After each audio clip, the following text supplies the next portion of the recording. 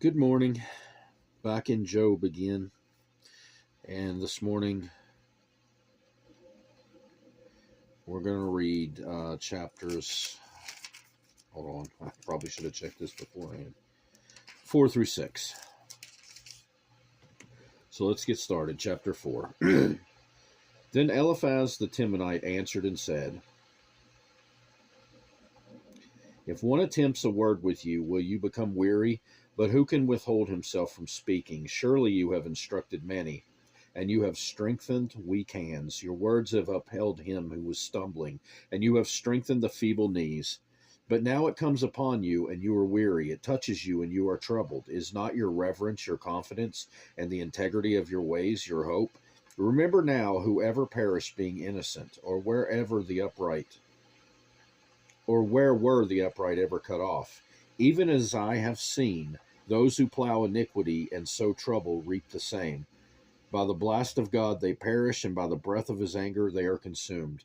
The roaring of the lion, the voice of the fierce lion, and the teeth of the young lions are broken.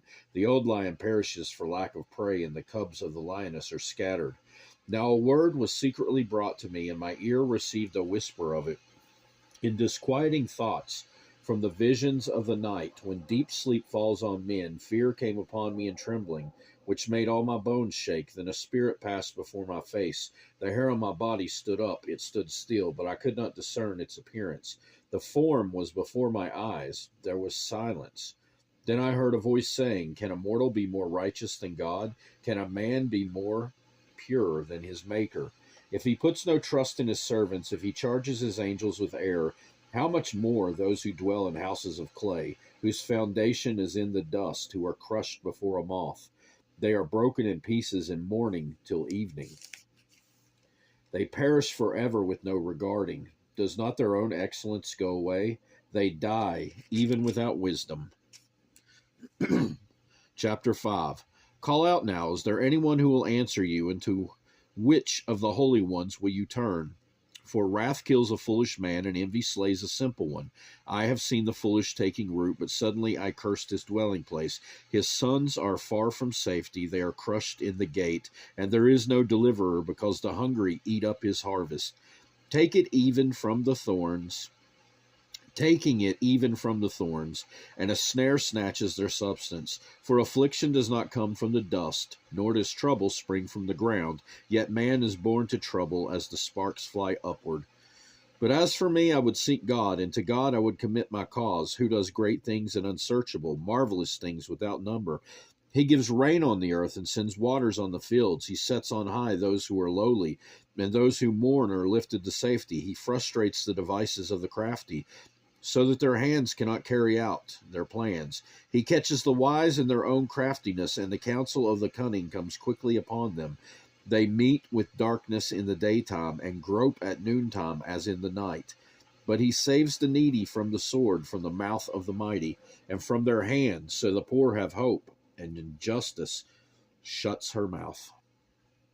Behold, happy is the man whom God corrects. Therefore do not despise the chastening of the Almighty. For he bruises, but he binds up. He wounds, but his hands make whole. He shall deliver you in 6 troubles. Yes, in 7 no evil shall touch you.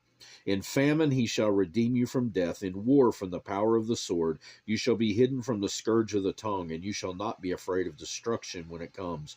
You shall laugh at destruction and famine. You shall not be afraid of the beasts of the earth, for you shall have a covenant with the stones of the field, and the beasts of the field shall be at peace with you. You shall know that your tent is in peace. You shall visit your dwelling and find nothing amiss. You shall also know that your descendants shall be many, and your offspring like the grass of the earth. You shall come to the grave at a full age, as a sheaf of grain ripens in its season. Behold, this we have searched out. It is true. Hear it, and know for yourself. Chapter 6. Then Job answered and said, Oh, that my grief were fully weighed, and my calamity laid with it on scales, for then it would be heavier than the sand of the sea. Therefore my words have been rash, for the arrows of the Almighty are within me. My spirit drinks in their poison. The terrors of God are arrayed against me. Does the wild donkey bray when it has grass, or does the ox low over its fodder? Can flavorless food be eaten without salt, or is there any taste in the white of an egg? My soul refuses to touch them. They are loathsome food to me. Oh, that I might have my request, that God would grant me the thing that I long for, that it would please God to crush me, that he would loose his hand and cut me off. Then I would still have comfort, though in anguish I would exult. He will not spare, for I have not concealed the words of the Holy One.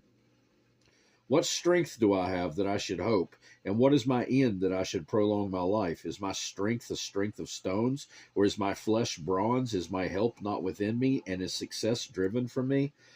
To him who is afflicted, kindness should be shown by his friend, even though he forsakes the fear of the Almighty. My brothers have dealt deceitfully like a brook, like the streams of the brooks that pass away, which are dark because of the ice, and into which the snow vanishes. When it is warm, they cease to flow. When it is hot, they vanish from their place. The paths of their way turn aside. They go nowhere and perish. The caravans of Tema look. The travelers of Sheba hope for them. They are disappointed because they were confident. They come there and are confused. For now you are nothing. You see terror and are afraid. Did I ever say, bring something to me? Or offer a bribe for me from your wealth? Or deliver me from the enemy's hand? Or redeem me from the hand of oppressors? Teach me, and I will hold my tongue, cause me to understand wherein I have erred. How forceful are right words! But what does your arguing prove? Do you intend to rebuke my words and the speeches of a desperate one, which are as wind? Yes, you overwhelm the fatherless, and you undermine your friend. Now therefore be pleased to look at me, for I would never lie to your face. Yield now, let there be no injustice. Yes, concede, my righteousness still stands. Is there injustice on my tongue? Cannot my taste discern the unsavory? That will do it for this time. God willing, if there's a next time, we'll carry on in Job some more. Hope you have a great rest of your day. Goodbye.